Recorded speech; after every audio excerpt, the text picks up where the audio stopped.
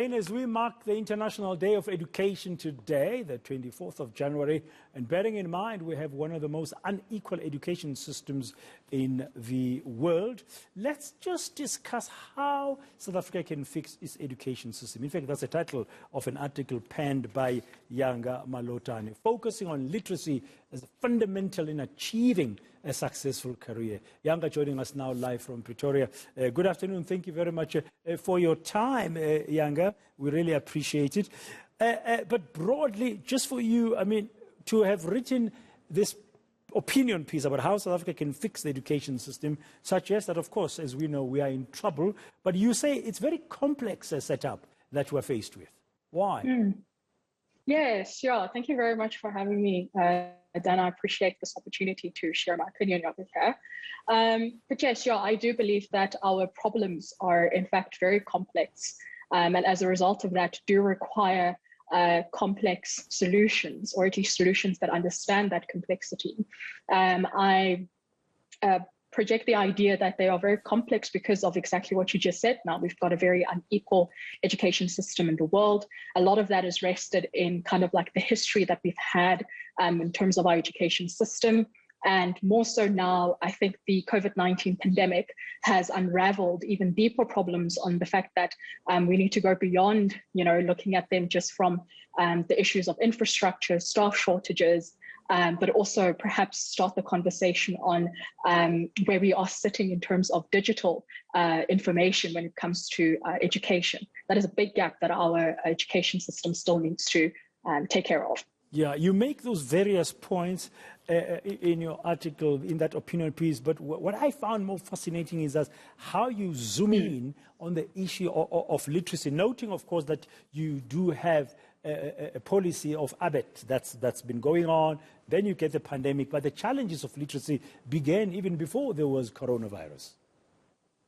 Right, yeah. No, I do zone in on that quite a bit, primarily because I am of the belief that literacy is the foundational premise of our entire education system.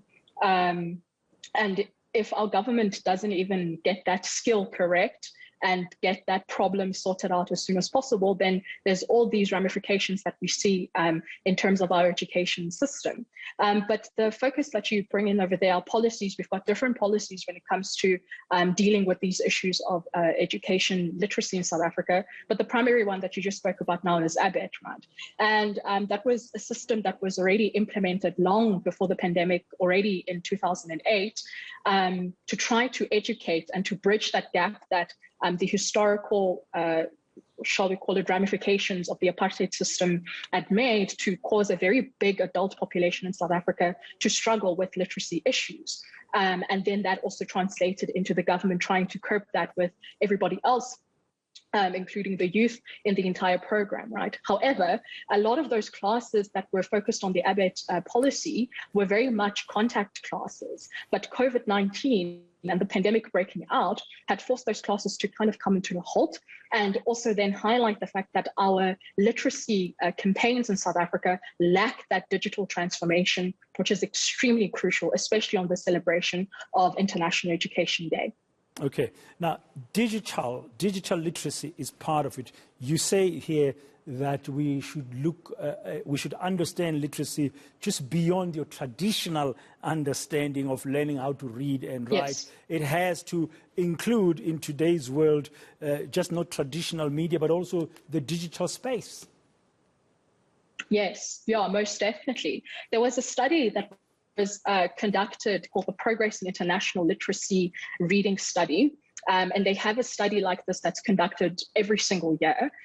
But in that, they were calling for the fact that literacy does, in fact, need to move away from the traditional understanding of your 1+1s and you being able to understand your ABCDs because of the changing nature of technology and how our world is revolving towards digitalization. I mean, the very theme of this year's Education Day has been changing course, transforming education, and at the core basis of it is that digital interpretation. But that is not the only facet of this literacy that they were calling for in the study. They were calling for a digital literacy, a media literacy, a cultural literacy, and still encompassing that traditional literacy, so that people can have a whole roundedness of understanding the different societies that we are in today, right? So that was the entire part of that study, and me calling for that to be part of it. Yeah, Yanga, we don't have a lot of time. I would love to explore more aspects, because I found your opinion very, very interesting, particularly with these 2 points, if you are able to sort of explain them clearly and briefly. You make 2 other points when you end your article with some suggestions of what can be done, for example, and one of them is what you've just spoken about. Right. The other one, you make this point that investment in literacy is a direct investment in eradicating the high unemployment levels in our country. And then you also make the point that, yes, there is a campaign by government, by the Basic Education Minister Enji Mutsecha, for reading, a reading campaign. However, you say there needs to be a concerted effort towards reading culture among the youth of the country. I mean, youth unemployment is big, but our young people don't read. Yes, I mean, that was exactly where my thought process was going with that. And also just a personal passion of mine is I do believe that reading can do a lot for personal development and therefore a whole lot for society as a whole. But for that specific recommendation about the relationship between literacy and unemployment, I do believe that if our education system can get the fundamentals correct, and part of the fundamentals is sorting out the issues in our literacy programs, then we can see some trajectory towards an improvement in terms of the unemployment issues that we face in our country.